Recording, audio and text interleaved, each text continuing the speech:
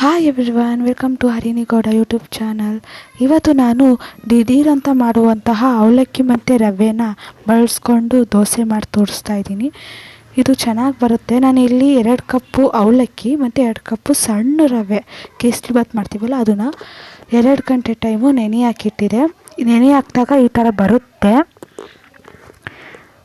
ಆಮೇಲೆ ಒಂದು ಜಾರ್ಗೆ ಅವಲಕ್ಕಿನೂ ಮತ್ತು ನೆನೆಸಿಟ್ಟಿದ್ದ ರವೆನ ಅರ್ಧ ಹಾಕ್ಕೊಂಡು ಇದಕ್ಕೆ ಸ್ವಲ್ಪ ಮೊಸರು ಹಾಕ್ಕೊಂಡು ರುಬ್ಕೊತಾ ಇದ್ದೀನಿ. ಮತ್ತು ಇನ್ನೊಂದು ಸಲಿಗೆ ಇನ್ನೂ ಮಿಕ್ಕಿತ್ತಲ್ಲ ಅರ್ಧ ಅದನ್ನು ಹಾಕ್ಕೊಂಡು ಸಕ್ಕರೆ 1 ಸ್ಪೂನು ಮತ್ತು ಒಂದು ಸ್ವಲ್ಪ ಉಪ್ಪು ಹಾಕ್ಕೊಂಡು ಅದನ್ನು ಗ್ರೈಂಡ್ ಮಾಡಿ ಇಟ್ಕೊಂಡು ಇದಕ್ಕೆ ಅಡುಗೆ ಸೋಡಾ ಯೂಸ್ ಮಾಡ್ತಾಯಿದ್ದೀನಿ ಚೂರು. ನೀವು ಬೇಕಾದರೆ ಆವಾಗಲೇ ದೋಸೆ ಮಾಡ್ಕೋಬೋದು. ನಾನು ಇಲ್ಲಿ ಒಂದು 15 ಮಿನಿಟ್ಸ್ ಬಿಟ್ಟಿದ್ದೆ. ಅದನ್ನು ಒಂದು ಕಲ್ಲಿಟ್ಬಿಟ್ಟು ನೀಟಾಗಿ ರೌಂಡ್ ಶೇಪಲ್ಲಿ ಹಾಕಿದ್ರೆ ಅದು ನೀಟಾಗಿ ಬರುತ್ತೆ.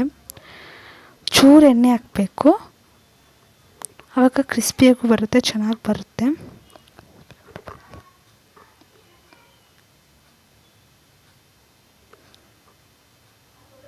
ಇದನ್ನು ನೀವು ಯಾರು ಬಂದಾಗ ಬೇಕಾದರೂ ಅದು ಬೇಗ ಮಾಡಿಕೊಡ್ಬೋದು ದೋಸೆನ, ಅಷ್ಟು ಚೆನ್ನಾಗಿ ಬರುತ್ತೆ ಇದು. ನೋಡಿ, ಇವಾಗ ನಾನು ಕ್ಲೋಸ್ ಮಾಡ್ತಾಯಿದ್ದೀನಿ. ನೋಡಿದ್ರಲ್ಲ ಎಷ್ಟು ಚೆನ್ನಾಗಿ ಬಂದಿದೆ ದೋಸೆ.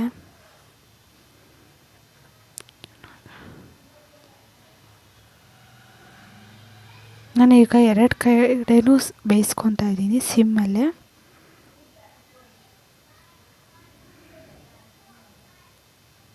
ಈ ವಿಡಿಯೋ ಯಾರಿಗೆಲ್ಲ ಇಷ್ಟ ಆಯಿತು ಪ್ಲೀಸ್ ಸಬ್ಸ್ಕ್ರೈಬ್ ಆಗಿ ಆ್ಯಂಡ್ ಲೈಕ್ ಮಾಡಿ, ಶೇರ್ ಮಾಡಿ. Thank you for watching. Bye.